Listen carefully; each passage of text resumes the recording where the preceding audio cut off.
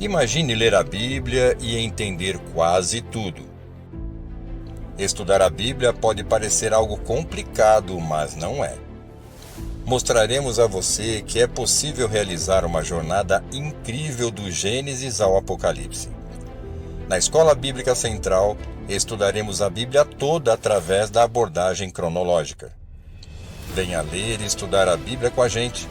Juntos, investigaremos a cultura judaica e desvendaremos mistérios teológicos. Você aceita o desafio? Então se prepare para essa aventura espetacular que acontecerá aqui em nossa igreja.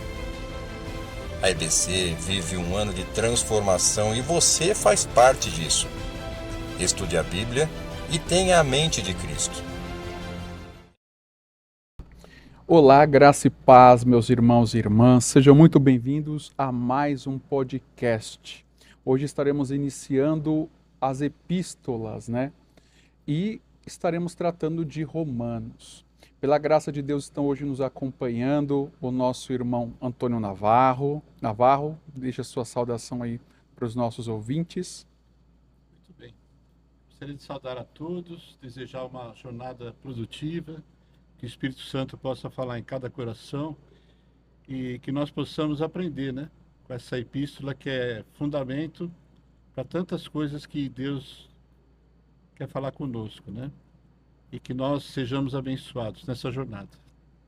Também está conosco hoje o nosso irmão Leandro Butini. Graça e a paz a todos, boa noite a todos. Mais uma vez estou muito agradecido por estar aqui participando dessa aula. E eu espero que esse livro possa enriquecer a vida dos irmãos, porque é um livro muito importante, fundamental, né? E ele vai falar muito na questão da salvação, né? Então, eu espero que essa palavra venha falar ao coração de cada um de vocês nessa noite. Que ótimo. E também, como sempre, está conosco também Pedro aqui também na parte da mídia, som aqui, né? Muito obrigado, Pedro, pelo seu auxílio, né? Lembrando que esse projeto, nós estamos com o projeto da escola da aula épica, né? Estudo, leitura épica da Bíblia, e junto com o podcast tem a aula. Então, você está participando conosco hoje, assistindo o podcast, mas também assista a aula depois, porque um material acaba complementando o outro. Lembrando que esse projeto está sob a coordenação, né, do nosso pastor Hamilton, abaixo dele do nosso irmão pastor Edmar também, né, que tem coordenado, e a participação de todos os professores da escola dominical e diversos irmãos e irmãs que estão cooperando conosco nesse trabalho. Pois bem, nós chegamos finalmente às epístolas e a partir daqui cabe a gente falar, antes de entrarmos propriamente no livro de Romanos, nós relembrarmos um pouco aquela parte da classificação dos livros do Novo Testamento. Da outra vez eu até me confundi um pouco, Navarro me confundiu um pouquinho, né, Navarro? Na classificação dos livros. Nós falamos lá com uma regra bem básica, para todo mundo gravar a classificação do Novo Testamento, que eu aprendi no mês passado. A regra é a matemática pura, hein? Ó, me acompanhe, por gentileza. 4, 1, 21, 1. 4, 1, 21, 1. O que significa isso? São 4 evangelhos, um livro histórico, que é o livro de Atos, 21 epístolas, sendo que delas 13 são atribuídas a Paulo e 8 são tidas como gerais, porque tem diversos autores, dentre elas alguns que não são identificados. E um livro de profecia, que seria o Apocalipse. Então, Navarro, vamos lá? 4, 1, 5, 21, 26 e 1. 27. 4, 1, 21, 1. Já decorou toda a classificação do Novo Testamento. Já tiramos 10. É isso aí. Pois bem, tendo falado isso, irmãos, nós começamos hoje a primeira das epístolas, né, do que estão pela ordem que aparece nas Bíblias, não exatamente em ordem cronológica, que é a Epístola de Romanos. Como nós comentamos, Paulo escreveu, é atribuído a ele cerca de 13 epístolas, né? Aqui, vocês podem ver no vídeo que nós colocamos aqui no slide, nós temos a epístola de Romanos, 1ª e 2ª Coríntios, Gálatas, Efésios, Filipenses, Colossenses, 1ª e 2ª Tessalonicenses, 1ª e 2ª Timóteo, Tito e Filemon. Essas 13 cartas são atribuídas a Paulo. Entretanto, tem alguns escritores que dizem que Hebreus, cujo autor é desconhecido, também teria sido escrita por Paulo devido à forma, né? A forma como é escrita, né? O contexto literário. Então, alguns atribuem até Paulo. Depois nós temos Tiago, que foi escrita pelo próprio Tiago, 1ª e 2ª a Pedro, né? 1ª, 2ª e 3ª a João e Judas, né? Também. Essas outras epístolas aqui, a partir de Hebreus para frente, nós temos aí as epístolas gerais. Agora, até nós apresentamos aqui mais ou menos as datas em que elas foram escritas, lembrando que todas essas datas são aproximadas. Então vai ter um escritor que vai dizer que é um pouquinho antes, outros um pouco depois, por isso não invalida em nada o conteúdo e o fato de elas serem inspiradas, né? As datas são mais curiosidades. Pois bem, vamos então para Romanos, né? Romanos, embora seja a primeira epístola na ordem das epístolas em que aqui aparecem na nossa Bíblia, ela na verdade não é escrita ela não é a primeira das epístolas que foi escrita. Na verdade, nós poderíamos dizer que ela é escrita bem mais à frente, né? Por exemplo, a epístola que foi escrita aos Gálatas, ela é escrita antes mesmo de Romanos. 1ª e 2ª Coríntios também são escritas antes também de Romanos, né? Correto. Mas dentro disso, antes da gente falar da própria epístola, eu quero que vocês me respondam, me ajuda aí, Navarro e Leandro, me falando quem, afinal de contas, é esse tal de Paulo que aparece que escreveu essas cerca de 13 ou 14 epístolas, de acordo com alguns estudiosos. Paulo é um personagem ímpar, né? Na palavra de Deus. Se nós, até como força de expressão, nós poderíamos colocar uma linha de tempo, né? O antes e o depois, né? O Saulo, que depois veio a se chamar Paulo, um grande perseguidor, né? A serviço de Roma, né? Um grande perseguidor aí dos cristãos. E depois a experiência que ele teve no caminho de Damasco, tendo se convertido, né? Uma experiência muito pessoal, diria, né? De uma maneira tão gloriosa, ele teve um encontro com Jesus. Eu acho que a primeira grande marcação que nós poderíamos falar a respeito de Paulo era ele. Uma outra coisa também que eu poderia falar, talvez, da personalidade dele, é que ele era implacável em tudo que ele fazia, né? Tanto na parte anterior, como perseguidor, e depois até mudando esse papel, né? De perseguidor ele passa a ser perseguido, mas ele também foi implacável na construção, né? Na extensão, né, geográfica do reino de Deus. Na verdade, ele era o apóstolo dos gentios, né, como ele foi intitulado com devido merecimento, né, dado as conquistas, né, as viagens que ele fez e o carinho que ele tinha pelas igrejas que foram plantadas por ele, até a peculiaridade depois que vai ser discutida aqui em relação a Roma, né? Então eu queria frisar isso, né? O caráter da personalidade dele, mas um antes e um depois, né? A gente vai trabalhar um pouco isso ao longo desse podcast aqui. Leandro? Conforme o Navarro falou, né? O Paulo ele é um personagem muito importante para o cristianismo primitivo, né?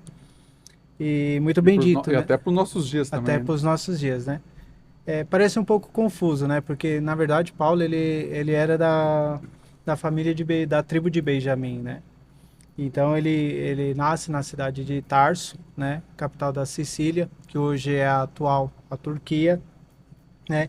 E isso está registrado lá em Filipenses 3:5, né? Que ele fala que ele é israelita, ele foi circuncidado com 8 dias de vida, né? Então, na verdade, o Paulo ele vem lá da tribo de Benjamim.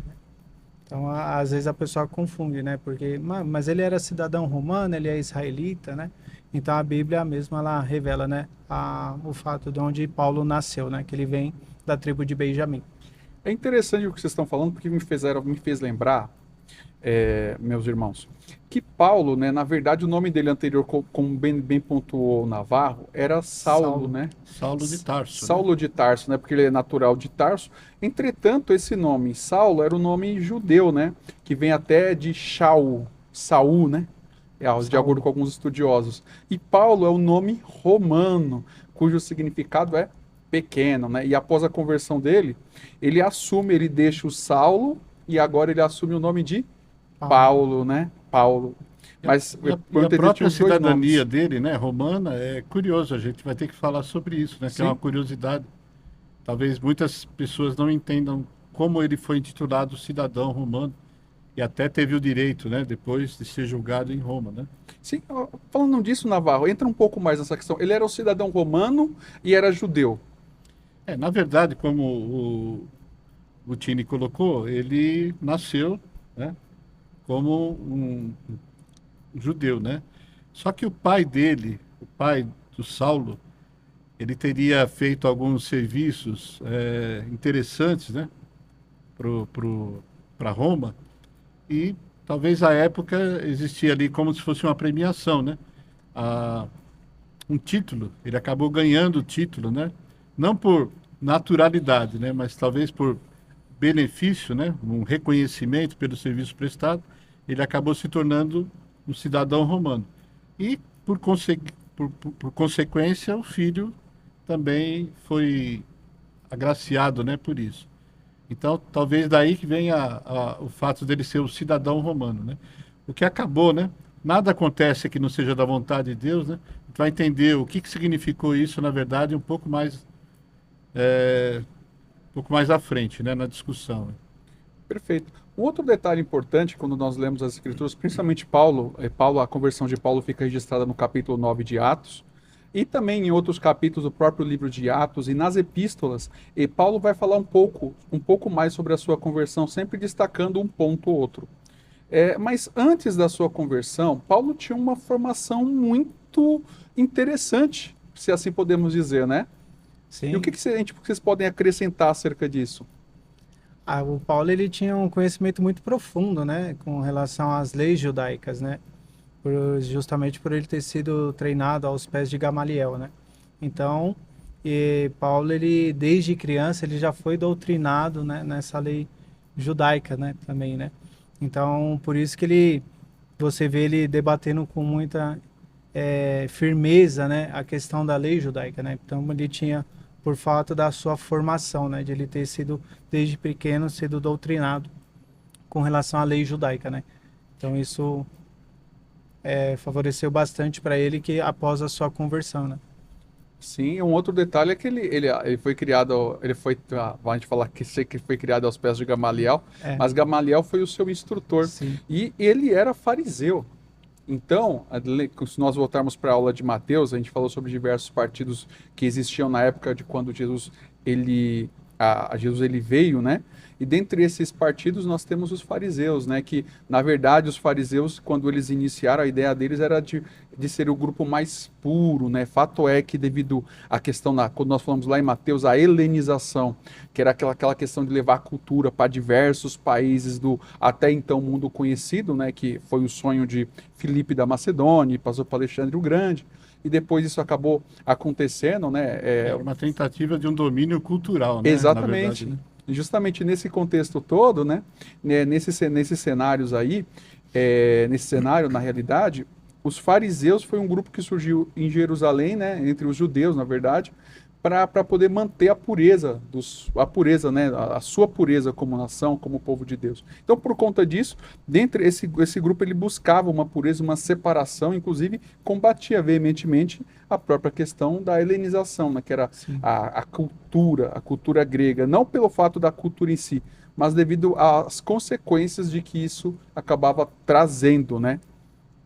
Agora, depois que ele se converte, né, ele passa um período, ele vai ficar um período, Deus vai usar Ananias para que vá até ele, ore por ele, porque ele acabou ficando cego no caminho de Damasco, Operar o né? primeiro milagre. Foi né? para operar o primeiro milagre, ele se converte, vai ficar um tempo em treinamento, depois em Atos capítulo 13, versículo 2 diz que esse Paulo, ele vai ser enviado juntamente com o Barnabé, que vamos dizer assim, seria o discipulador dele, e a partir daí ele vai começar a pregar, levar o evangelho até os lugares conhecidos do mundo de então.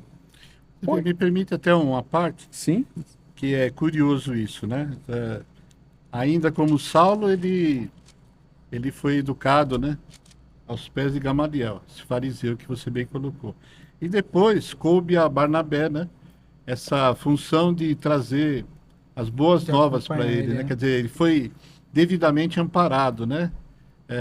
Então, a preocupação que eu creio que Deus tem, né? E a gente vai ver em várias passagens da palavra, que ele sempre vai colocar alguém para nos ajudar a desenvolver o nosso ministério, né? Isso é verdade. É importante isso, E né? fica até uma lição para nós, né? Para aqueles que têm o chamado, né? Você vê que não é porque Paulo foi convertido ali instantaneamente, né? Que o Espírito Santo veio sobre ele. Você percebe que não é ele já saiu dali já pregando o evangelho. Não, ele teve todo um preparo, Teve né? um Ele tempo, né? teve um tempo de maturação, né? preparo. Você vê, né? Que ele se afasta um pouco depois. Barnabé traz e apresenta ele para os discípulos, né? Então você vê que ele já não sai pregando de imediato, Parece né? que foram 3 anos, é isso? Se eu não me engano, foi aproximadamente. uns 3 anos. 3 para 4 anos. 3 mais para ou 4 menos. anos que ele demorou, né? Até iniciar o seu ministério, né? Então isso também acaba sendo uma lição para nós, né? Que às vezes a pessoa se converte, ela já, por fato de ela entender um pouco, ela já quer aquela ânsia de pregar, né? Então tem tudo um preparo, né? Isso acaba sendo até uma lição para nós. Sim, tem um tempo, né? A gente tem que. É difícil, às vezes, a gente ser moldado, ser treinado, né? Porque Sim. às vezes a gente acha, a gente tá com aquele ímpeto, principalmente assim que a gente se energia, converte, né? né? A Aquela energia. energia, ou quando às vezes a gente é um pouco mais jovem, a gente quer colocar tudo para fora, e a gente na verdade, como um cavalo selvagem, né? É. A gente precisa ser domado para poder correr na baia correta, para poder seguir o caminho correto, né, Navarro? Com certeza, né? Na verdade, assim, eu, de uma maneira figurativa, colher a fruta no tempo certo, né? Sim. Quando ela pode dar o melhor da doçura dela, né? E do sabor e tudo mais, né? Das características dela, né? Se você colher antes ou colher depois, né? Não vai ser o tempo adequado, né? Verdade, é fato. Se a gente for olhar todo o contexto bíblico do Antigo Testamento e do Novo, a gente vai perceber isso, né? Que existe um momento certo, um momento de Sim. treinar, Tem o um tempo momento certo de de ser Deus, né? treinado, né? E as coisas acontecerem. Tem até um determinado pregador que a gente conhece, muito conhecido, que ele fala que o Paulo vai ser o bandeirante, né? Ele vai espalhar Cristo por todo mundo conhecido. Eu até preparei aqui, ó. Tem até alguma imagem aqui que mostra um pouquinho, né? Paulo percorrendo todo o mundo antigo. Imagina, hoje a gente está falando de... mesmo quando o pessoal vai de avião e de carro, o pessoal coloca dificuldades. Você imagina percorrer todo o mundo de então, a cavalo ou caminhando, né? Seja como for, porque os carros daquela época, quando a gente lê carros na Bíblia, não é carros motorizados como nós vemos hoje. Às vezes um leigo, assim, que pode até se enganar com esse tipo de coisa. Mas não. Então, mas Paulo ele consegue percorrer durante toda a sua vida, né? Boa parte ou quase todo mundo antigo. Dentro disso, a gente entrando propriamente em Romanos agora, né? Nós vemos aqui, como nós já falamos, a gente tem essa questão da própria carta que é escrita aos Romanos, né? Nós temos algumas peculiaridades, né? Sim. Primeiro, quem escreveu essa carta, Navarro? Veja, na verdade, acho que embora tenha sido, por força de expressão, fala que é Paulo, né? Eu creio que Paulo foi o grande autor no sentido dele ditar, né, para quem escreve, né? Que é Sim. se não me falha a memória, foi Tércio, né? Tércio. E nem aqui funciona aquilo que na literatura a gente pode chamar que é o escritor, né? O fantasma, o ghostwriter, né? Na verdade, era deliberado, né? Ele, inspirado pelo Espírito, ele determinava aquilo que Tércio haveria de escrever, né? E é muito importante, eu creio que isso dá até produtividade, né? Isso é um princípio, inclusive, de divisão de tarefas, né? Que foi preconizado lá pelo sogro de Moisés, né? Isso. Tem que dividir as tarefas, né? Para poder alcançar os objetivos, né? Não, com certeza. Alguns dizem até que Paulo tinha algum problema na visão e por conta disso que ele não Eu ia escreveu. comentar isso. Mas isso é especulação, né, irmãos? É especulação, A né? Bíblia não afirma A nada Bíblia disso. não afirma nada disso, tá? Mas Paulo ele dita, né, para Tércio escreve a epístola e tem um ditado popular, Leandro, não sei se você já chegou a ouvir, que todos os caminhos levam a Roma. Você já chegou a ouvir esse Sim, caminho? já cheguei já. Isso é um fato. Porque no mundo antigo, depois que Roma assumiu o poder, a gente vai falar isso lá, depois que Roma assume a alcunha, né, o título de império, o que acaba acontecendo é que ela vai construir várias estradas para poder interligar todo o seu território, né? E todas essas estradas vão conduzir também a Roma. Então, isso, na realidade, vai facilitar, inclusive, o correio da época, porque lembrando que são duas coisas que são difíceis, né? Primeiro, levar uma correspondência, porque o correio ele era único e exclusivamente do Estado. Correto. Vocês até podem me corrigir se eu tiver errado, me equivocar em alguma coisa, porque era extremamente era usado para levar as ordens, os decretos do oficiais, imperador, aquilo que era oficial. Agora, para levar uma correspondência, você não tinha um correio, não tinha Sedex, não tinha fax, não tinha e-mail, não tinha nada disso. Tinha que contar com a boa vontade de pessoas de confiança, né? Justamente, então, para poder levar a correspondência, tinha que ser alguém de confiança, ou você pagava para alguém que estava indo para aquele destino para ele transportar aquele bem ou objeto, ou mesmo uma correspondência. Isso já era a primeira dificuldade que se enfrentava. E a segunda é que comprar um pergaminho para poder escrever, era algo extremamente caro na época. Né? A gente não está falando como folha de sulfite hoje, era algo extremamente caro. Então, inclusive, alguns escritores chegam a dizer que, no final das contas, né, as cartas elas eram curtas. Por que elas eram curtas? Porque o pergaminho custava muito caro, então você tinha que escrever pouco, né? Faz sentido, né? Porque não dava para você escrever Tinha que muito. primar pela objetividade, né? Exatamente. Então, você tinha duas dificuldades. Mas aqui no contexto de Romanos, o que acontece na Navarra e Leandro? Em relação a essa carta, como que ela é levada para os crentes que estão em Roma? Bom, existia um fluxo de pessoas, né, que visitavam Jerusalém, né, que iam devotos ou não, algumas vezes até curiosos, vamos dizer assim, né, como tem hoje, né? Até fazendo um paralelo, né, como aquele caminho de Compostela lá na Espanha, né? Tem pessoas que vão por devoção e outras vão por curiosidade. Eu creio que em relação a Jerusalém não foi diferente, né? Mas ele encontrou uma pessoa idônea, né? Que ele pudesse confiar e ela levou essa carta, né? A Febe, né? Foi Febe, né? Febe. Foi Ela a levou portadora essa dessa carta, essas boas novas.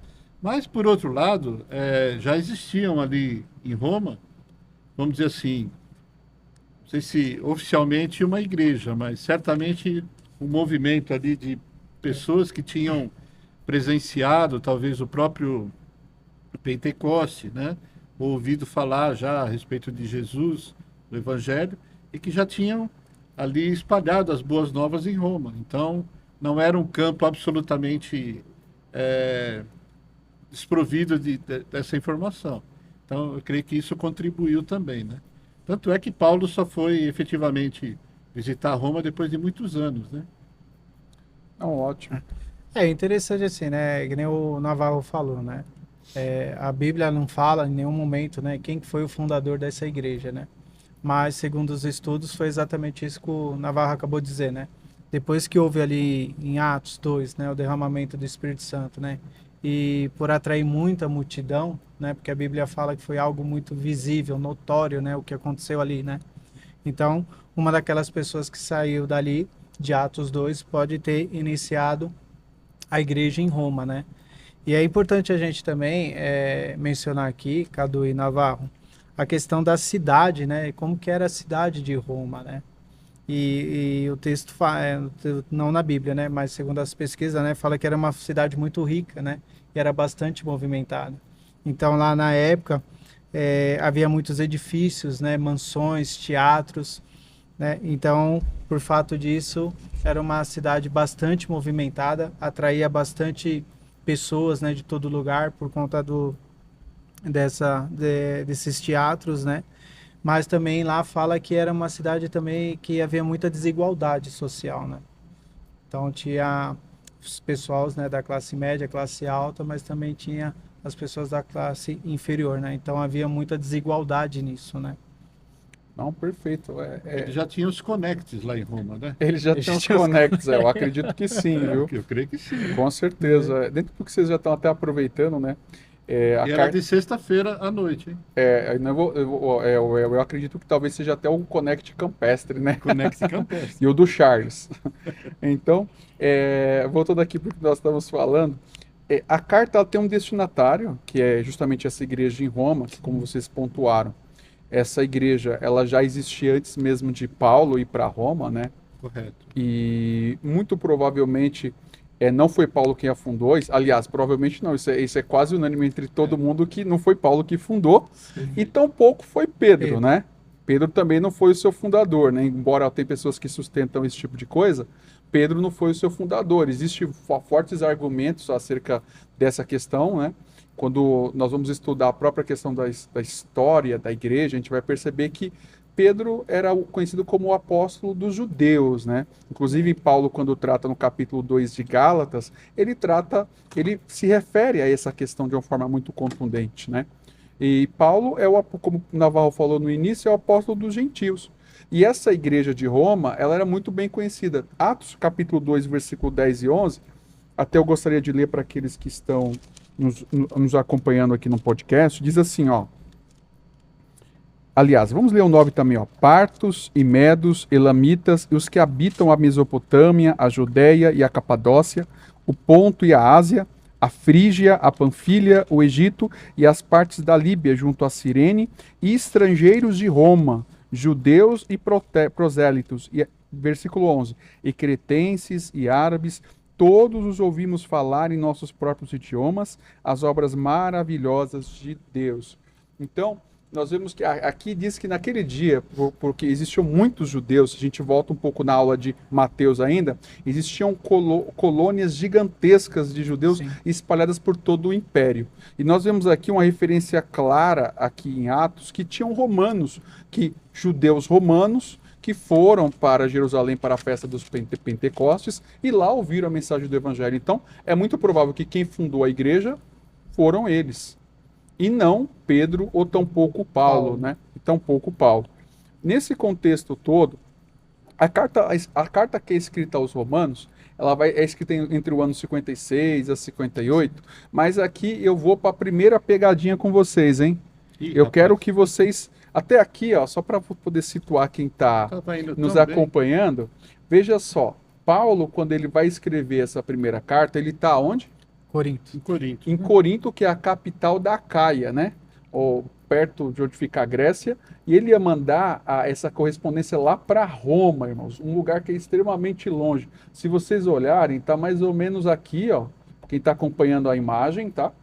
Ele está aqui nessa região e ele tinha que mandar a carta subir, né? aqui, ó, vai subindo lá para Roma. Tinha que pegar barco, irmãos, era uma jornada, olha, muito longa, e a pessoa para poder fazer esse tipo de viagem tinha que ter muitos recursos, né? Porque era uma jornada bem árdua. Mas aí vem a primeira pergunta, uma pegadinha, não é uma pegadinha, mas é uma pergunta meio capciosa que eu quero fazer para vocês. Por que Paulo, ele diz, inclusive aqui no primeiro capítulo aos Romanos, ele fala o seguinte: por que ele é impedido de ir a Roma por inúmeras vezes? Deixa pra você. Porque a Bíblia não responde isso de forma clara e tácita, né? Ali, ou expressa. Aí eu faço essa pergunta para vocês. Foi uma curiosidade que eu ouvi, né? E talvez nós entendamos hoje o motivo disso. Então vamos tentar chegar a um consenso, né? Na verdade, Paulo era um grande estrategista, né? Imbuído aí dessa responsabilidade de levar o evangelho aos gentios, né? Talvez até o objetivo dele fosse além de Roma, né? Que seria a Espanha, né? Isso mesmo. Roma seria como se fosse um local intermediário. Mas dado que a igreja já tinha esse embrião bem desenvolvido, não fugindo da resposta, mas eu queria dizer que o teor, né, da carta, ele se revestiu de uma outra consistência, na verdade, né? ele já tinha uma outra preocupação de tratar a relação que as pessoas convertidas estavam tendo dentro daquela localidade. Ok? Mas eu ainda não consigo responder exatamente por que que ele não foi logo de cara, né? Essa pergunta é uma pergunta um pouco capciosa, mas eu estava ouvindo até um determinado pregador, ele comentando isso, e expositor da palavra de Deus, ele explicando por que que Paulo foi impedido pelo Espírito de Deus por inúmeras vezes para não ir a Roma. E ele chega a esclarecer que a razão é o escrito da própria epístola. Para quem não sabe o que é epístola, irmãos, é carta, tá? A carta. Porque se Paulo tivesse ido a Roma, nós não teríamos a epístola aos Romanos hoje. Então houve essa necessidade de o Espírito Santo o impedir de ir lá e ele escrevesse essa carta para os romanos, para que nós tivéssemos hoje essa epístola que é fantástica, que nos ensinam, que sempre foi, como você falou no começo, Navarro, que foi usada para provocar grandes avivamentos e reformas, né? E grandes reformas, né? Sim, Quer dizer, nada acontece por acaso no reino de Deus, né? exatamente. E faz muito sentido o que você está colocando, porque depois nós vamos relatar até a influência que essa carta, né, que essa epístola teve em vários autores, né? Talvez até mais recentes aí, né? E a própria reforma da igreja, né? Na Idade Média, lá com Lutero, enfim. Mas não quero me adiantar no expediente. Não, sim, com certeza. Agora que eu descobri, tá vendo? Agora a gente não fala, não. É um outro detalhe importante é que acerca da autoria da epístola, ninguém contesta isso, né? É um fato, nenhum dos comentaristas aí durante o transcorrer da história discorda que foi Paulo que a escreveu. Eu faço agora uma outra pergunta para vocês. O livro a Epístola aos Romanos, ela é apenas uma carta ou é um tratado teológico? Muito bem. Leandro, pode falar. O Leandro Leandro tá tímido aqui, meus irmãos. Ele vai Leandro responder essa sabe nossa tudo a esse pergunta. respeito. Não, sei não. Bom, eu acho assim, na minha opinião, né? Eu acho que ela acaba sendo como se fosse um tratado, né? Porque ele vai falar muito da questão da salvação, né? Da justificação. Então, eu acho que assim, o teor da carta, assim, ela acaba sendo um tratado, né? Que nem a gente falou aqui. Mas também pela revolução que ela vai causar também, né? Para as outras igrejas, né? Para os gentios, né? E a sistematização que ela traz das principais doutrinas da fé, né? Sim, então ela acaba sendo mais um tratado do que uma carta, né? Apesar que fala as cartas aos romanos, né? Isso, exato. Até usando o gancho aí que você vê como é importante o trabalho em equipe, né? Ela se transforma num tratado, na verdade, porque ela tem um conteúdo doutrinário, né? Ela fala da dispensação, né? Da graça, e ela também tem um ensinamento de ordem prática, né? Quer dizer, o que nós aprendemos com isso e agora vamos colocar mãos à obra, né? Isso mesmo. Certo? Então ela trata de uma maneira ímpar, né? Por isso que ela é fundamento para vários autores, conforme já foi mencionado. E se você for né? olhar lá no contexto geral, né? Ela mostra realmente o que é o Evangelho de Cristo, né? De uma forma resumida, né? Porque ele vai desde do arrependimento, a salvação, e até como o Naval falou, né? De trazer a doutrina, né? De você ter uma vida de cristã na prática, né? Então, ela expõe exatamente o que é o Evangelho de Cristo, né? Pois, olha, é isso aí mesmo. Se puder ir um pouquinho mais Pode, além, vamos lá. até uma outra... Vamos aproveitar, né? Levantar a moral, né? Tá brincando. A ideia aqui, até se aprofundando um pouquinho, né? Fazendo de uma maneira temática, ele trata primeiro, fala a respeito da condenação, Sim. depois da justificação, santificação, dispensação e a exortação. Então ele traz, né, toda essa trajetória aí que acaba extrapolando a fronteira de Roma, acaba sendo um tratado que eu diria quase que universal para os cristãos, né? E que chega aos nossos dias de forma retumbante, né? Isso mesmo, é uma bênção, né? Um verdadeiro Sim. tratado teológico que traz luz e explica, né? Grandes doutrinas que são incontestáveis, que a gente precisaria, né, de uma sistematização. Sim. Para que através delas pudéssemos ter um conhecimento maior e mais aprofundado de alguns assuntos importantíssimos para a fé cristã, E né? até por isso, né, que até Pedro fala, né, que é difícil, né, até interpretar, né, pela forma que Paulo expõe o evangelho, né, da forma que ele escreve, né. Então, assim, de tão profundo que é, né, a revelação que Paulo teve de Deus, né, porque Paulo fala, né, que não foi, que o ensino que ele teve não foi perante homens, né, mas ele teve a própria revelação de Cristo do evangelho. É uma bênção, né? Glória a Deus por isso, né? Agora, especificamente falando da igreja em Roma, né?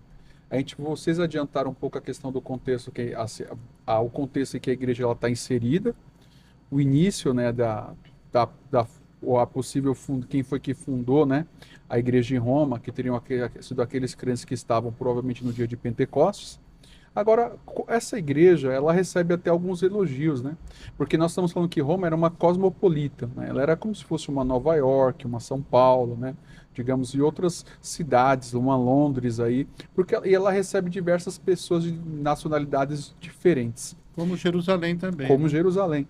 Agora, ela ao mesmo tempo, essa cidade, essa cidade romana, apesar de ser a capital de todo o império, né? Ela é fundada em 753 antes de 753 ou 54, de acordo com alguns estudiosos, né? Começa Sim. com uma pequena cidade, vai crescendo com Rômulo e Remo, né? E vai crescendo até se tornar esse império que nós conhecemos. E essa comunidade Até alguém botar fogo em tudo, né? até no ano E 63, tentar colocar a culpa nos cristãos, né? até Nero fazer isso mais à frente, né?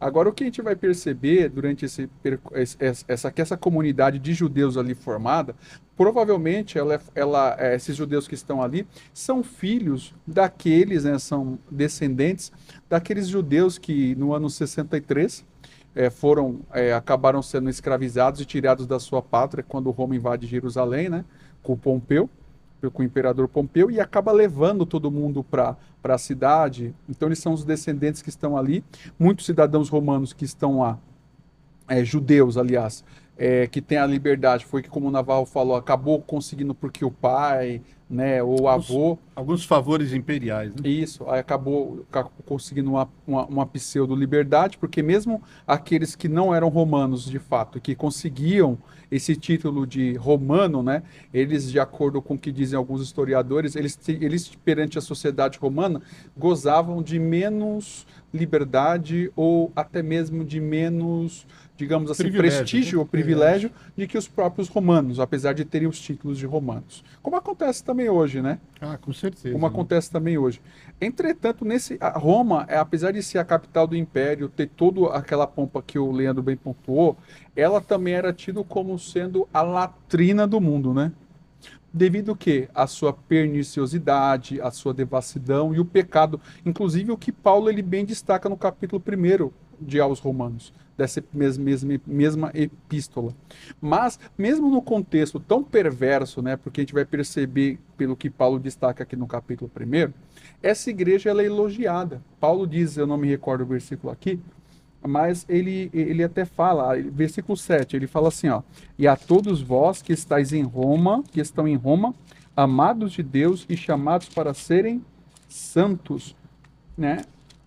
E por aí vai. E tem um outro versículo aqui, se eu não estiver enganado, acho que é o versículo de número 15, que ele fala, né, que ele fala que tem um desejo de ir para Roma, mas tem um outro versículo que eu não me recordo agora, que ele fala que eles têm uma boa fama, né, que a boa fama dos crentes de Roma, que estão em Roma, se espalhava por todo o mundo de então. Então eram pessoas que tinham um bom testemunho, né? Se preservaram de alguma maneira, né? Dado esse estado aí, né? Que é uma libertinagem, na verdade, né? Sim. Era uma depravação e idolatria, né? São duas palavras aí que acho que comiam solto no Império Romano. Com certeza, e com certeza.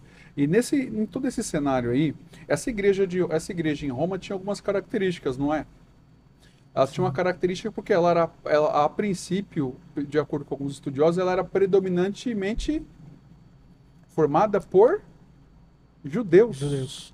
Né? E quando nós lemos a epístola, a gente vai perceber que, apesar dela ter gentios em seu seio, ela tem muitos judeus ali. Inclusive, eu recomendo que quem não assistiu a aula de Mateus, você tem que, para poder entender um pouco melhor as epístolas, você tem que voltar em Mateus, porque para você entender alguns costumes, alguns hábitos dos judeus, para a partir daí você começar a entender essa questão de seguir, de guardar sábado e de uma série de outros costumes judaicos, porque senão você não tem uma compreensão devida das próprias epístolas e dos problemas que Paulo vai tratar, inclusive na epístola aos Romanos, né? Por quê? Essa comunidade judaica, a gente vai perceber isso porque ele fala de Abraão, ele fala mais do que aí na própria epístola, referindo-se aos judeus. Algumas figuras que ele usa, ele fala da expiação, ele fala do que mais, Navarro? Da idolatria. Ele fala da idolatria, ele fala ainda de Davi, ele cita Adão, ele cita também a circuncisão, a questão de guardar ou não os sábados, as festas judias, e por aí vai. Por que ele faz tudo isso? Porque ele está falando com um público que entende das leis. E que justamente nesse contexto todo, né, ele vai se preocupar e explicar algumas questões extremamente importantes, apesar de ter gentios e judeus ali misturados, né? Sim. Aí cria desculpa. Um fato importante assim, né, para a gente entender, né, esse cenário, né, por que Paulo ele pega, vamos dizer assim, né, tão pesado com relação à salvação, que assim, muitas vezes a gente lê a carta, mas a gente não entende qual que era o cenário de Roma, né? E a cidade ali, ele É importante entender o contexto, né? o cenário, né? Por que ele pega tão pesado nisso, né? E por que ele elogia a igreja de Roma, né? Porque ali a cidade, ela era marcada assim por ruas estreitas, né? E à noite não tinha iluminação. Então, devido ao imperador Nero, depois Tácito, então assim, havia muita promiscuidade, né? Perversão, mas também havia muita tortura brutal, né? Então eles chegavam a queimar pessoas vivas para trazer iluminação à noite para a cidade, porque não havia iluminação ali naquele local, né? Então você imagina, né? O quanto era difícil, né? Uma igreja se manter firme e fiel perante um cenário totalmente controverso naquele lugar, né? A própria crucificação de Cristo, né? Trouxe os parâmetros de crueldade dos romanos, né? Sim. E isso nos ensina uma lição muito boa para os nossos dias, né? Sim. Porque mesmo no cenário de tanto pecado, de tanto sofrimento, de tanta promiscuidade, licenciosidade, Sim. devassidão, a igreja tem que ser luz. Isso o que acontece conosco hoje, já aconteceu também no passado, né? E os irmãos conseguiram vencer. Se eles venceram, nós teremos a mesma graça também para poder superar e vencer isso, né? Agora, nesse contexto aqui, a Epístola de Romanos, ela trata de um assunto que é um dos assuntos mais importantes do Evangelho. Qual que é? Que é a justificação A justificação pela fé. Quando a gente lê Romanos, a gente percebe que essa temática está totalmente crescente em cada capítulo, né? Ela começa numa crescente, na verdade. Ela é vertical, né? Ela invade toda a retórica da epístola, né? Exato. Isso você fez eu lembrar até um fato interessante. Você sabia o que ocorreu uma época na Inglaterra, que para quem estudava direito tinha que ler a epístola aos Romanos? Olha só. Sabe por quê? Porque Paulo, ele entendia de retórica e dessas regras de oratória. Se você vai perceber por diversas vezes que ele usa aquela figura do silogismo, né? O que é o silogismo? Premissa maior, premissa menor, conclusão. Ele usa diversas vezes várias figuras da retórica, e inclusive Romanos, quando ele está escrevendo, é interessante para você que está lendo, você tenta ler o livro inteiro numa tacada só. Você vai perceber que Paulo parece que ele está fazendo, são feitas a ele perguntas, ele faz perguntas retóricas, por exemplo, quando ele fala, que diremos, pois, à vista dessas coisas? Isso é uma pergunta retórica, né? Ele faz uma pergunta retórica, ele responde essa pergunta, aí ele surge como se fosse ele tivesse um amigo imaginário, né? Vamos dizer assim, um oponente imaginário, e ele vai respondendo as perguntas que esse oponente imaginário vai apresentando, né? É muito legal. E mesmo com essa retórica toda que ele tem, inclusive em Core, quando ele escreve aos Coríntios, ele vai falar isso, ele fala, ó, eu não estou pregando, falando para vocês com o uso de argumentos humanos. mas eu falo pela sabedoria e pelo poder de Deus, né?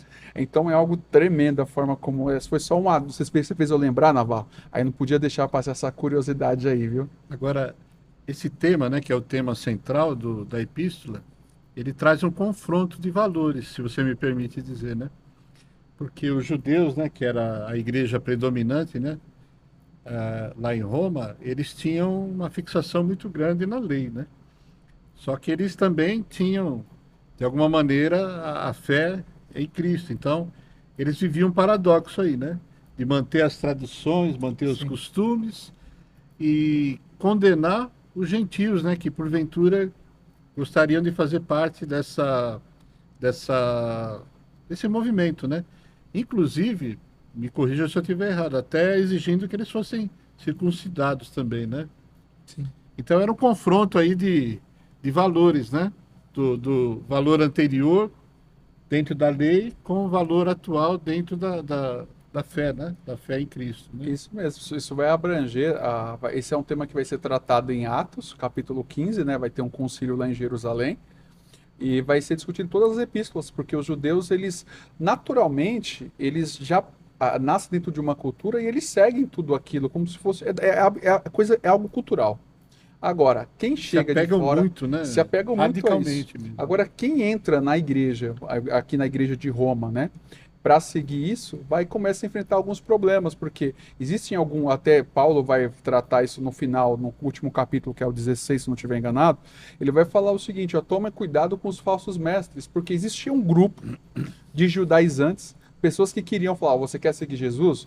Tudo bem, você vai seguir, mas antes disso, você tem que se converter ao judaísmo para a partir daí você pegar e se converter a Cristo.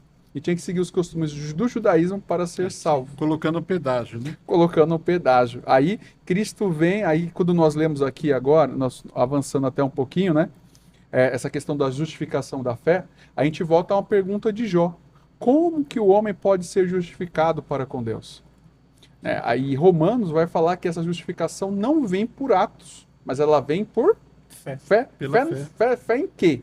E em quem? Né? Fé em Cristo, no sacrifício de Cristo, na pessoa de Cristo, e não através de obras humanas.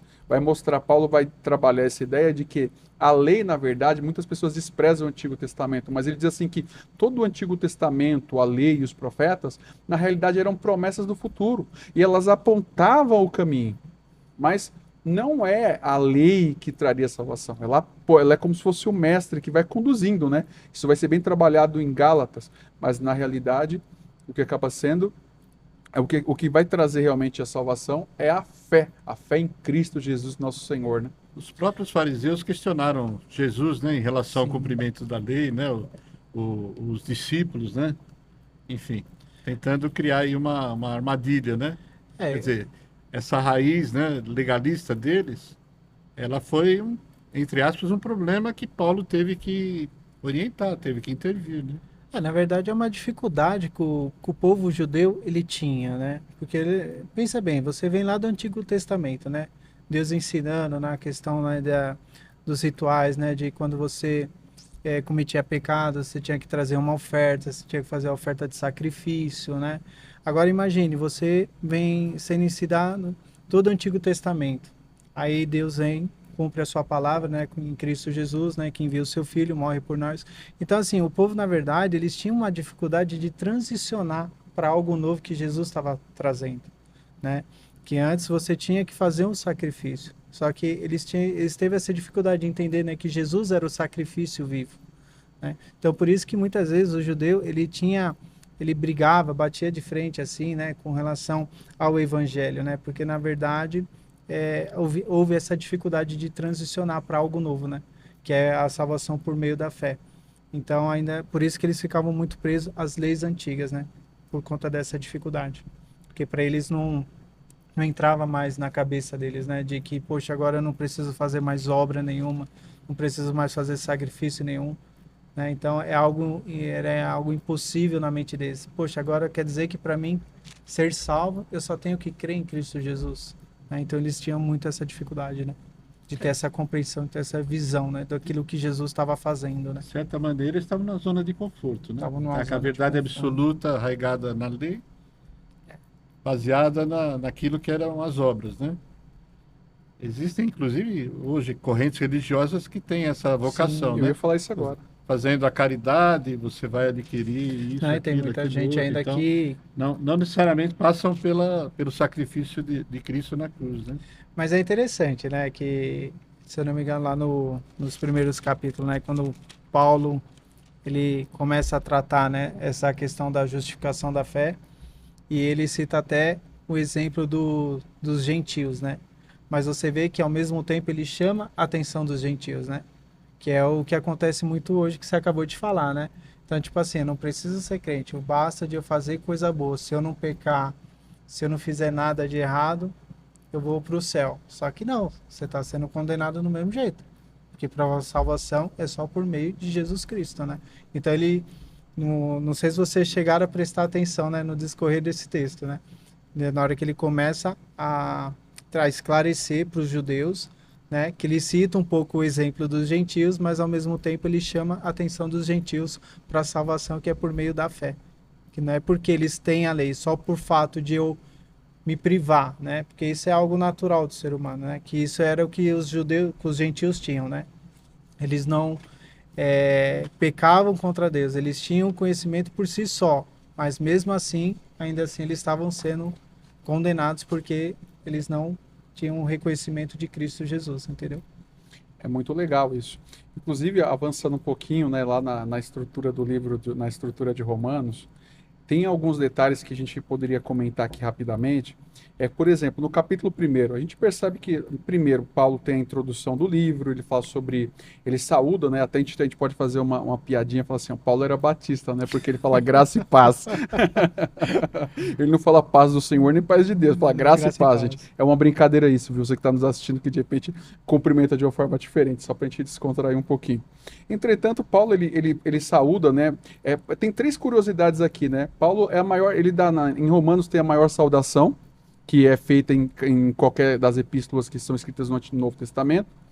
É a maior referência a agradecimentos, né? Que a gente percebe lá no capítulo 16. E também é o livro com maior conteúdo, né? 3 curiosidades interessantes. Agora, quando a gente vai para o primeiro capítulo aqui, Paulo ele fala, a partir do versículo de número 18, algo extremamente importante, porque ele fala sobre a questão da condição pecaminosa da humanidade.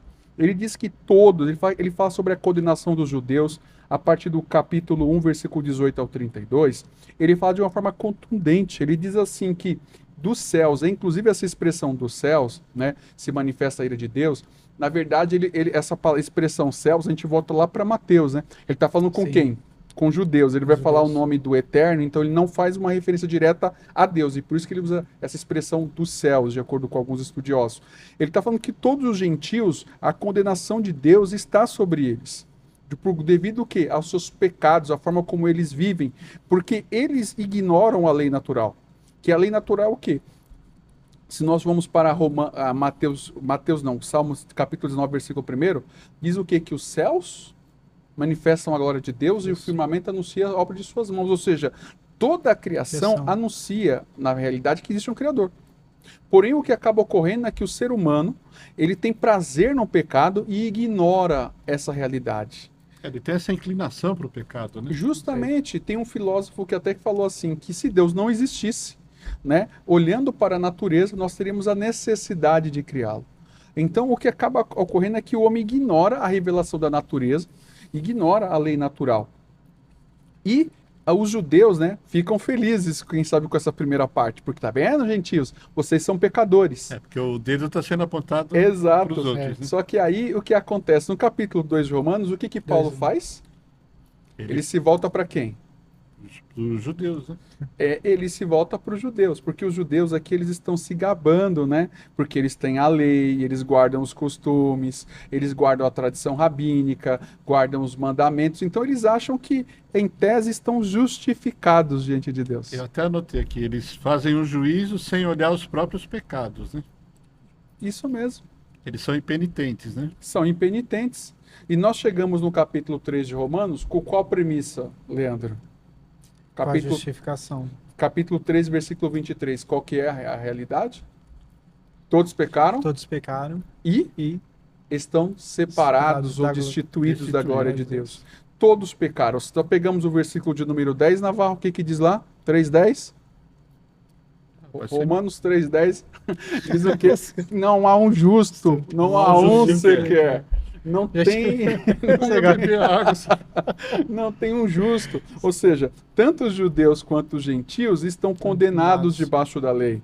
Não tem diferença entre um e outro. O pecado não distingue, né? A nacionalidade, a etnia, O nível é a social. natureza humana, né? Que está sujeita ao pecado. Né? Exato. Então, isso até para você que está nos assistindo, não importa o seu nível cultural, não importa o seu se você é de berço ou não, não importa o estilo, quantos bens você possua, o seu nível cultural, as suas ideologias.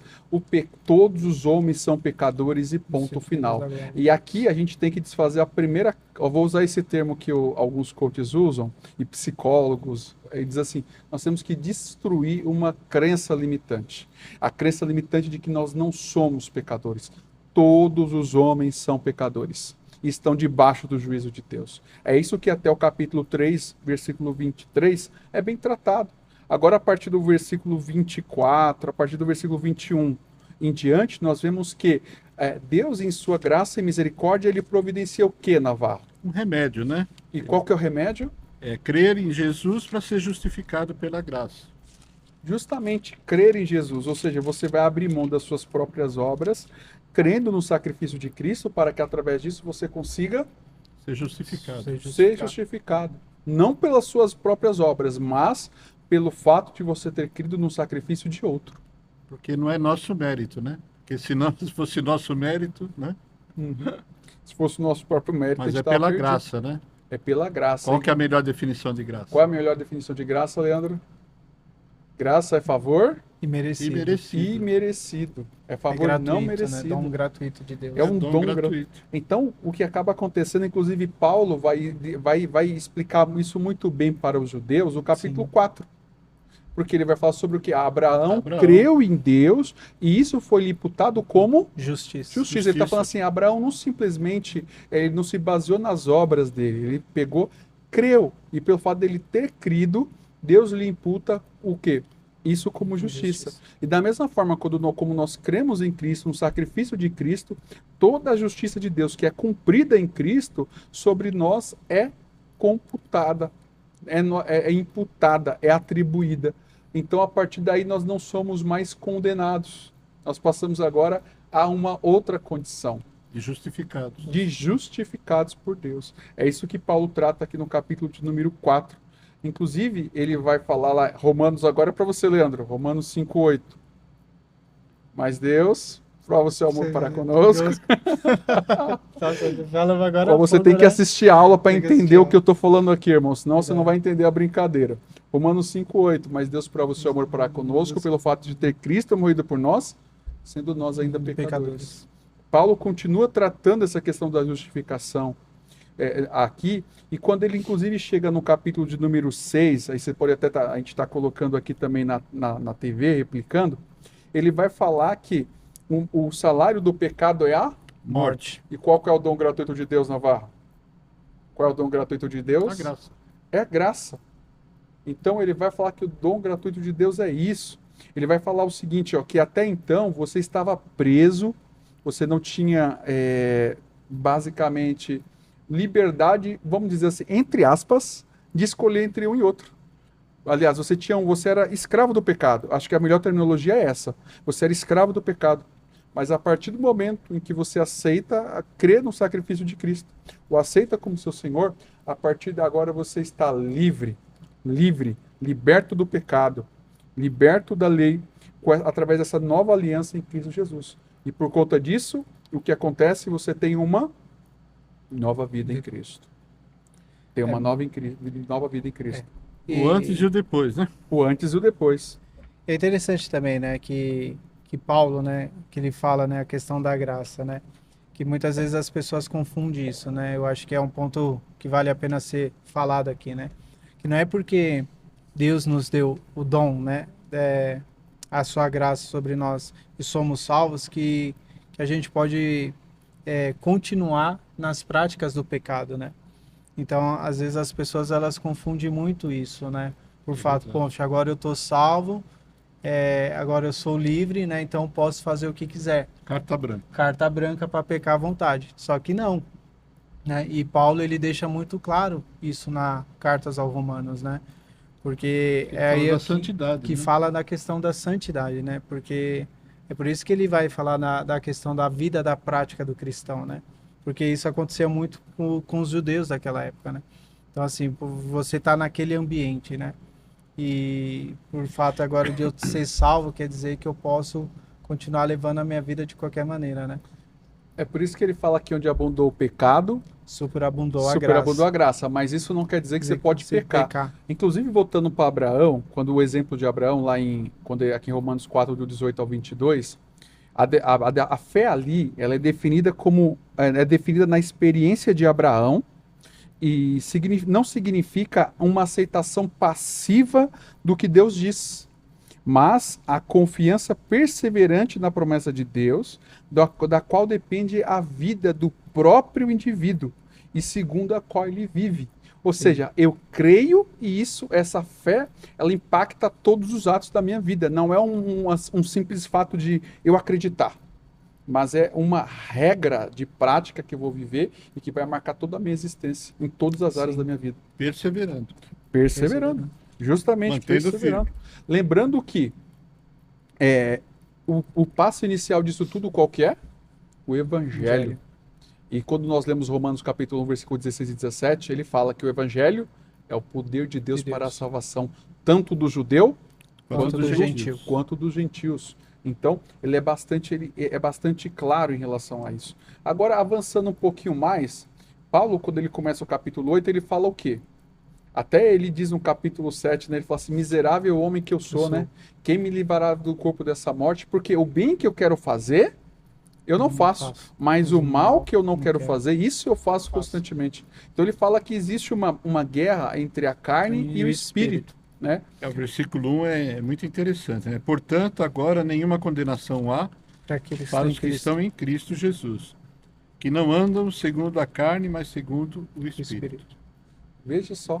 Ele fala que a partir do momento que você está em Cristo Jesus, a condenação que até outrora existia, não existe mais, né? Ela está, basicamente essa condenação agora, essa cédula de condenação, ela foi cancelada. Ótimo.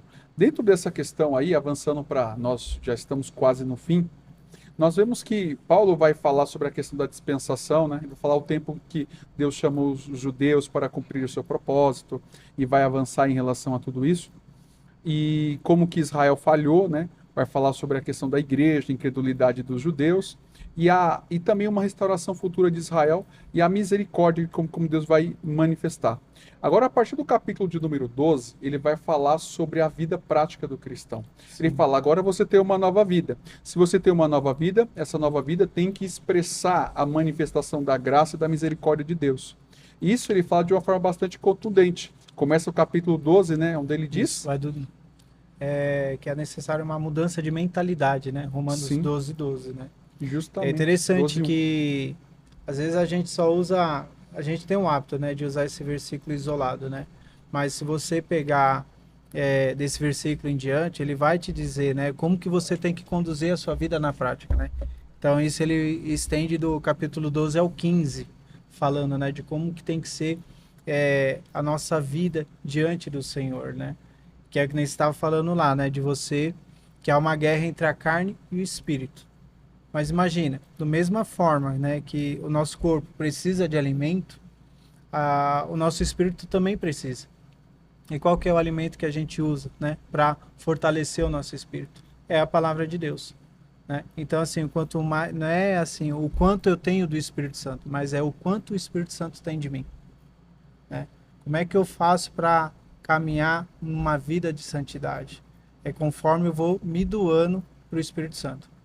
Porque a gente tem mania, né, de achar, né, o quanto que eu tenho do Espírito Santo. Na verdade, né, o quanto que o Espírito Santo tem de mim. É o contrário. O quanto que eu me dou para o Espírito Santo, mais eu consigo caminhar numa vida de santidade e viver uma vida no Espírito. Né? Porque ele fala, né, a partir do momento que você alimenta se eu não me engano é Efésios que ele vai falar isso, né, quando eu alimento a carne, né, o meu corpo acaba desejando as coisas deste mundo, mas a partir do momento que eu inclino para as coisas do Espírito, eu acabo desejando as coisas do Espírito dos céus, entendeu? Então, é isso que Paulo ele também vai trazer nessa questão dessa mudança de mentalidade, né? Tipo, poxa, agora eu sou uma nova criatura. Então, aquelas coisas que eu fazia, eu já não pratico mais, né? Então, é essa transformação que a gente tem, e às vezes a gente tem dificuldade de entender isso, né? O que é essa mudança de mentalidade, né? E às vezes a gente tenta pôr isso sobre a vida do cristão, mas na verdade quem faz essa obra é o Espírito Santo. Tem uma situação aqui que dentro dessa linha que o Leandro está colocando, que eu acho muito interessante. E não vos conformeis com este mundo, mas transformai-vos pela renovação do vosso entendimento.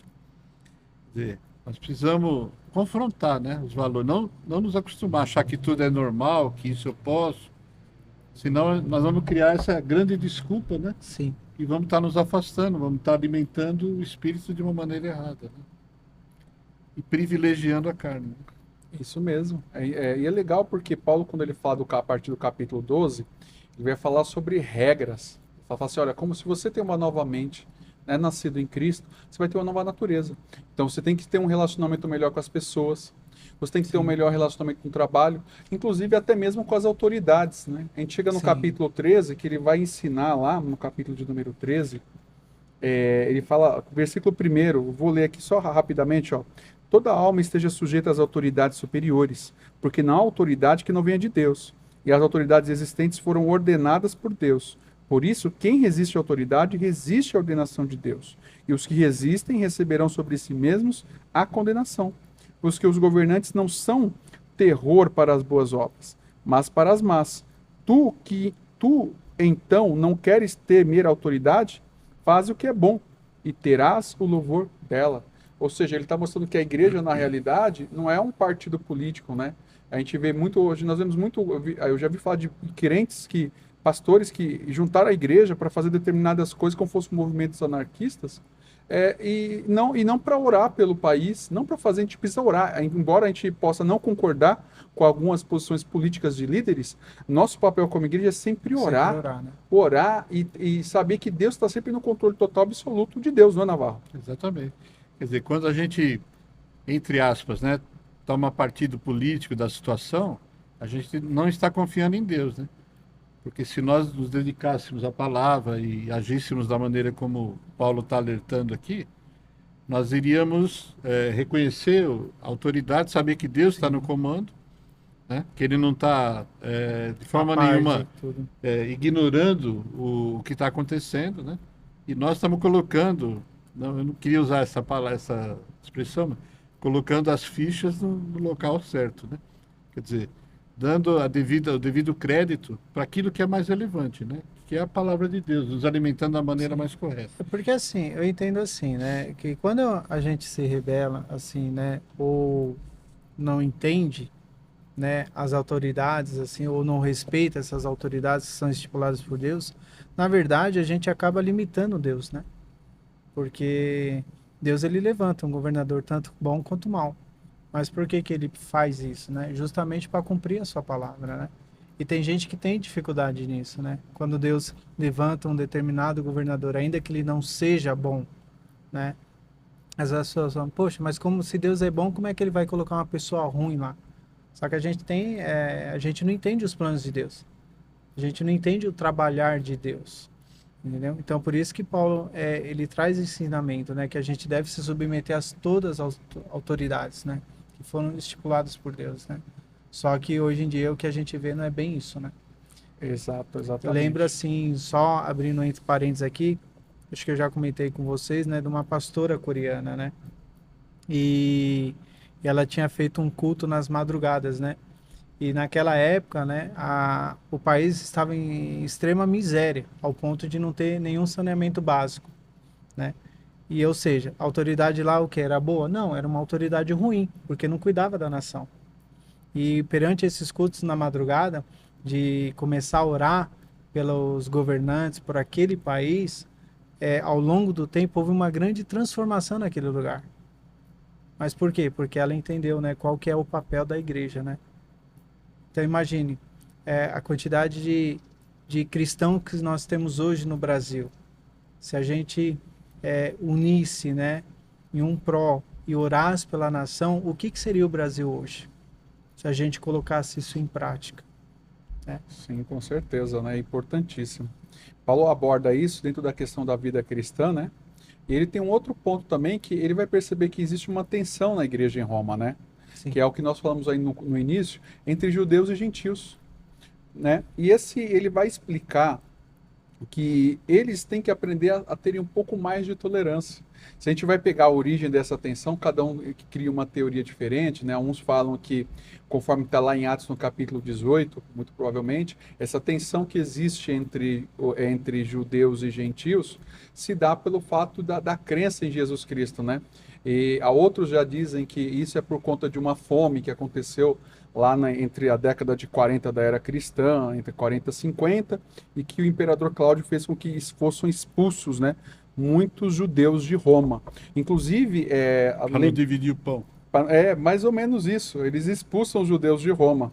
E, inclusive, quando esses judeus eles são expulsos de Roma, eles retornam, muitos vão voltar para Jerusalém, eles voltam sem nada. Eles não têm alimento, eles não têm terra, não têm como se manter, não receberam nenhum tipo de indenização e nem nada do tipo.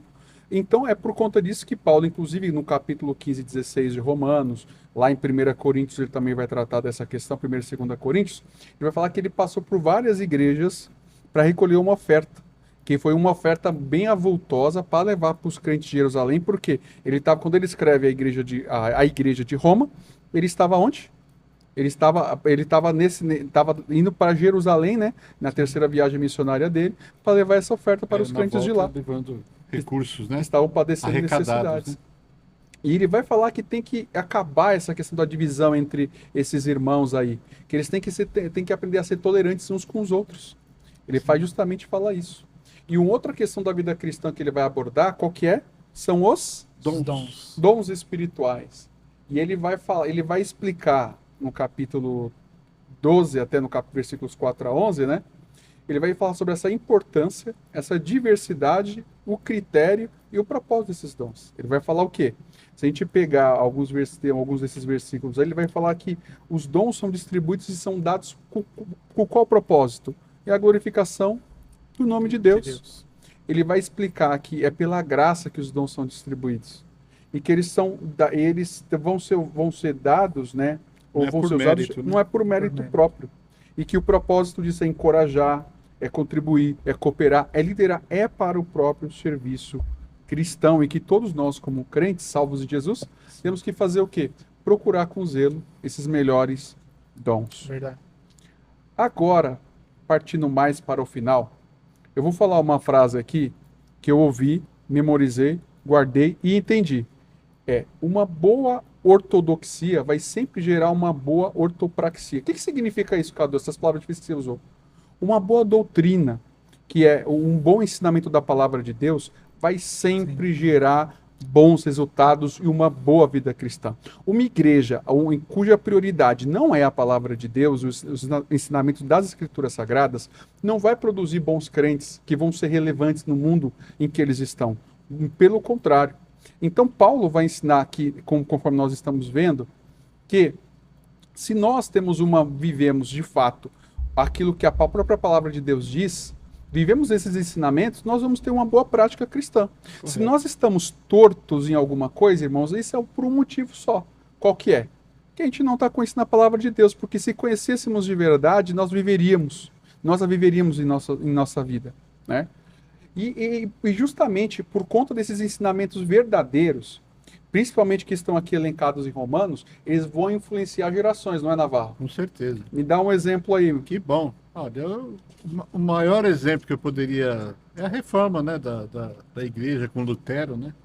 O questionamento das indulgências, das barbaridades que eram cometidas, né? E isso trouxe uma nova dimensão, né, para a prática cristã, né? Sim. Nossa. Até vamos dizer assim, um resgate de valores efetivos, né? Porque a igreja tinha se envolvido tanto politicamente, né? Igreja-Estado, Estado-Igreja, que tinha esquecido da essência, né? Sim.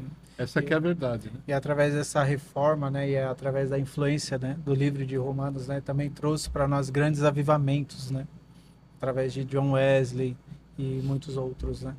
Isso mesmo, até a gente pegou alguns exemplos aí. Martinho Lutero, ele sempre procurava um padre para todo dia se confessar, né? Porque ele tinha feito um voto para uma determinada santa, né, lá atrás. Então ele, num tempo de ignorância dele, estava num mosteiro, e que ele ia virar monge, etc. E lá ele todo dia se confessava e falava sempre as mesmas ladainhas para o padre, né? E o padre não aguentava mais ouvir ele. E um determinado dia, ele lê no livro de Romanos, que se deu no capítulo 1, versículo 16 e 17, né? E ele leu que o justo viverá da fé. A partir daí, a luz da palavra e do conhecimento de Deus entrou na vida dele e ele foi transformado e começou a reforma protestante, escrevendo as 95 teses e pregando-as na porta da igreja de Wittenberg. Exatamente. E é curioso, né? Aquilo que nós falamos no início, né? Houve um antes e um depois, né? Mais uma vez está provado aí. Quando Transformação, né? Deus tem um plano, né? Você vê essa indignação de Lutero, a fase da inconsciência dele trouxe depois um tempo de grande vitória, né? De grande balizamento para aquilo que nós vivemos hoje, né? E o mesmo vai acontecer com Agostinho de Hipona, né, que alguns chamam de Santo Agostinho, que ele vai se deparar lendo a Romanos no capítulo 13, e ele vai ele estudava, era um professor de filosofia e tudo, e ele vai ter contato com a palavra de Deus, vai ser impactado por Romanos e a partir daí ele vai ser totalmente transformado, né? Se nós vamos com a questão do John Wesley, Karl Barth, quando na época do liberalismo teológico e tantos outros nomes que foram impactados por Romanos. Mas o que nós vemos, irmãos, dentro de tudo isso, o desafio, né, de nós vivermos essa fé em um mundo secularizado, né? Que Deus nos dê a graça necessária para que nós possamos viver o que está aqui em Romanos, crendo no sacrifício de Cristo, que não são nosso mérito próprio, que é através do nosso mérito próprio que alcançaremos a salvação. Antes, é através do sacrifício de Jesus Cristo. Chegando um pouco mais chegando para o final, Navarro, eu queria te dar a oportunidade de você deixar suas palavras finais para os nossos, vamos dizer assim, ouvintes, né, ou aqueles que estão nos acompanhando aí, assistindo esse podcast. Muito bem. Bom, eu gostaria de agradecer, né, essa oportunidade, primeiro que Deus nos dá, né? Eu queria deixar uma última palavra para os amados. Me ocorreu agora a expressão estrangeiros, né? Que nós possamos nos sentir como estrangeiros nessa terra, né? Nós estamos de passagem aqui, né? A verdade é que o nosso grande objetivo, o nosso espírito, né? Ele anela por estar ao lado de Jesus, né? Na eternidade. Então, apesar de todas as diversidades que nós vivemos, desafios, né? Todas as indulgências, né, que são colocadas no dia a dia, nós precisamos fazer muita força, né? E pedir a Deus misericórdia para continuar caminhando e sendo fiéis e perseverar na palavra, nos ensinamentos e poder irradiar isso para outras pessoas também, né? Que não basta ficar só conosco, né? Nós precisamos irradiar isso porque é mandamento também que nós façamos isso. Muito obrigado a todos. Leandro, deixa suas considerações finais também. Quero agradecer a todos, né, por mais uma aula, por essa participação, né, por esse estudo sobre o livro de Romanos, que é muito rico. E eu quero deixar aqui que a gente possa meditar mais sobre essa palavra, sobre esse livro, né, e que a gente possa buscar viver mais a prática, né, do que é o Evangelho de Cristo, né? De que a gente não fique somente em palavras, em estudos, né? Mas que com a ajuda do Espírito Santo que a gente possa trazer isso para a prática das nossas vidas, né? Porque é um livro muito rico, né? E se a gente fosse debruçar aqui, a gente passaria horas e horas falando, né? Sobre cada capítulo, sobre cada tema, né? Que foi abordado, né? Por Paulo, né? Então, que a gente possa trazer esse evangelho para a prática, né? Que a gente possa ser transformado a cada dia. Isso mesmo. Romanos é o fundamento da doutrina cristã. Ele é um chamado à fé, à santidade e à unidade, né?